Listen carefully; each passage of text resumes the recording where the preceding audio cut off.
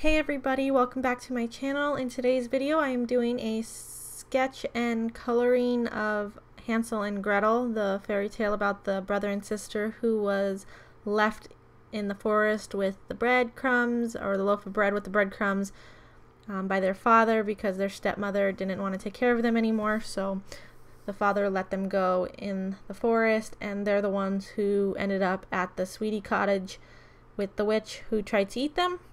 So yeah, that's pretty grim. But most fairy tales are. But here I am just sketching out Gretel right now. As you can see, I'm just using a Prismacolor pencil, I believe. And then I'm going to be drawing her brother next. I just wanted to point out, this is just a sketch. This is in my sketchbook. I get a lot of comments sometimes about why I just throw my Copic markers right on top of pencil. Most of the time that I use my Copic markers, it's in my sketchbook while I'm sketching. I don't usually save them to do line art. I very rarely do a finished line art piece where I use my light box and I clean it up. I do. It's not that I don't do that.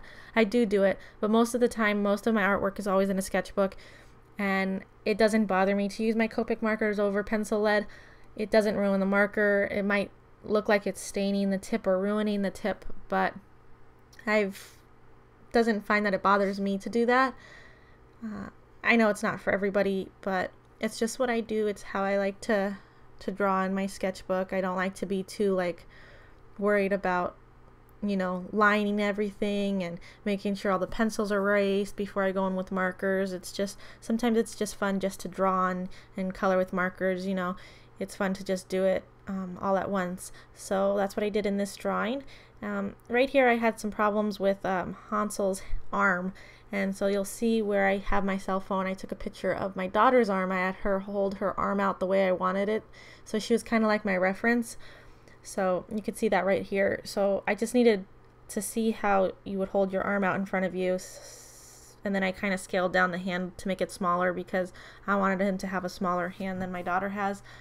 But yeah, so definitely if you're having trouble with something like that, I recommend just snapping a quick photo of somebody, especially if it has to do with hands or feet or you know, positioning of the body looking at you. Take a quick reference photo on your phone and just reference it real quick. Definitely helped. And here I am, I'm just going in with my Copic markers.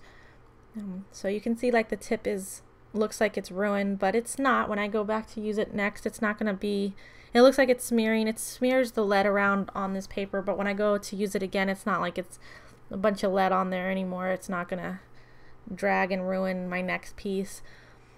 So yeah, I wanted to give them a lot of purple shadowing in the face because they are in a forest lost, and the looks on their face. I wanted Gretel to be more concerned and worried because she's younger. She was the younger sibling of the two, and I wanted to make Hansel look more protective. I wanted him to look worried also, but I also wanted him to look like braver, like he's gonna protect his sister. So that's why I have him holding her shoulder, and that's why he kind of looks like he's angry a little bit. But I was trying to go for more of a don't worry, I got you, sis kind of look. So hopefully that came across in the final piece. So hopefully she looks more worried and he looks worried, but more protective also. And I'm just coloring in the hair here, and I really like the technique I used on her dress where I did the little overlay of the pattern on the top portion and on her sleeves. What I did was I just used a lighter shade of blue, and once it dried I went in with that same blue and I added the details so it looks like it's darker, but it's very faint. It's a very faint darkness, so I just kind of wanted it to be a subtle texture on her dress. I actually had a hard time choosing colors for the bread. I don't think I have colors for bread. So I was trying to get like yellows, browns, and anything that looked like toasty colors, but I'm not happy with the color of the bread, but it is what it is. I kind of have no idea how to color bread now that I think of it. So this is my first time coloring bread, which is kind of funny. But yeah. You will see at the end of the video here, when I was doing the background, it kind of cut out. My video camera kept dying on me and it wasn't charging and it wasn't holding a charge, and I don't have a backup battery, so it cuts out quite a bit here at the end on the background. So before it cuts out, I want to let you know what I did to their faces, because you guys aren't going to be able to see that. I didn't just leave the pencil mark. In the finished piece, you actually don't see pencil at all. That's why I just don't bother to erase it, because I pretty much cover all the pencil when I'm done.